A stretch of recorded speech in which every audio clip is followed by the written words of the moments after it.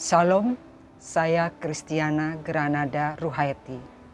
Pada hari ini saya akan membawakan renungan yang diambil dari Injil Matius bab 5 ayat 43 sampai dengan 48. Inilah Injil Yesus Kristus menurut Matius.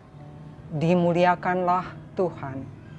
Dalam khotbah di bukit, Yesus berkata kepada murid-muridnya, "Kamu telah mendengar firman, kasihilah sesamamu manusia dan bencilah musuhmu. Tetapi aku berkata kepadamu, kasihilah musuh-musuhmu dan berdoalah bagi mereka yang menganiaya kamu. Karena dengan demikian, kamu menjadi anak-anak Bapamu yang di surga.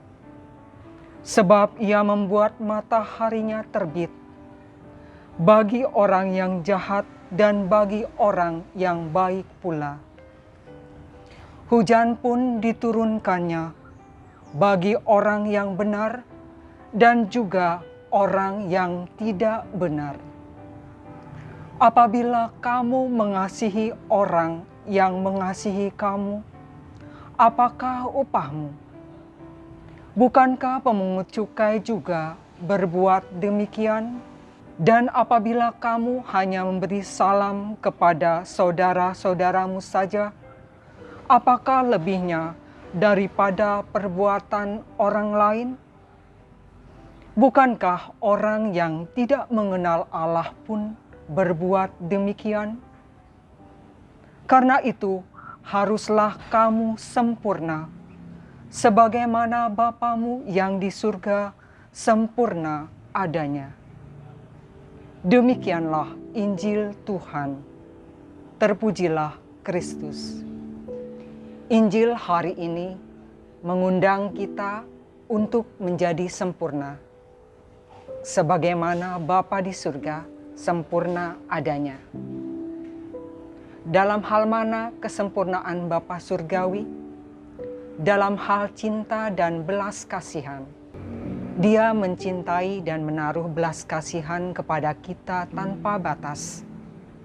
Kita diminta untuk mencintai semua orang tanpa kecuali, termasuk mereka yang berbuat jahat kepada kita, yang berbicara jelek tentang kita, yang menipu kita, dan bahkan yang mengancam keselamatan nyawa kita.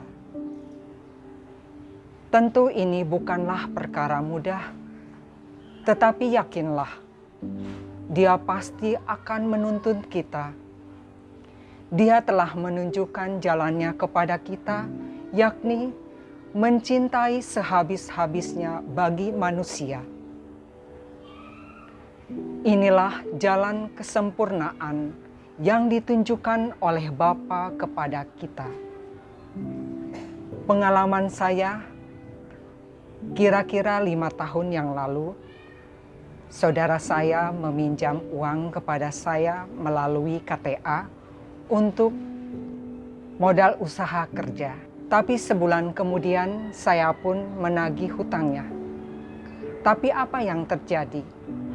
Dia malah memarahi saya, tidak mau membayar hutangnya, bahkan mengusir saya.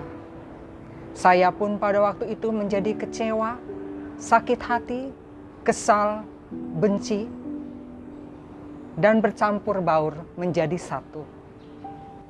Selama bertahun-tahun, saya tidak mau menemui saudara saya lagi.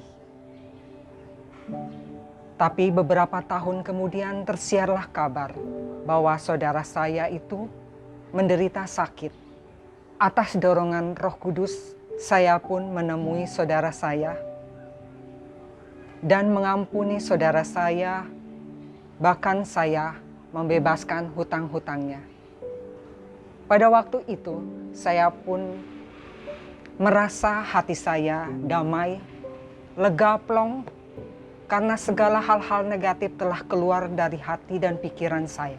Ini semua atas Roh Kudus yang telah memampukan saya mengampuni saudara saya itu.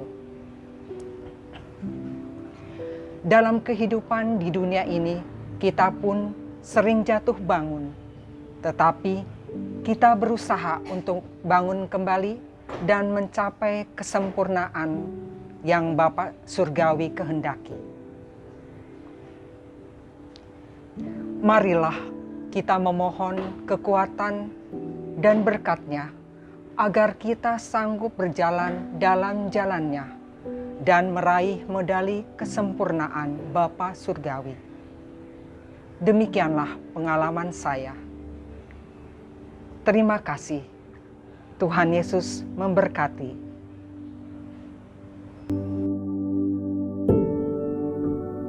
Thank you.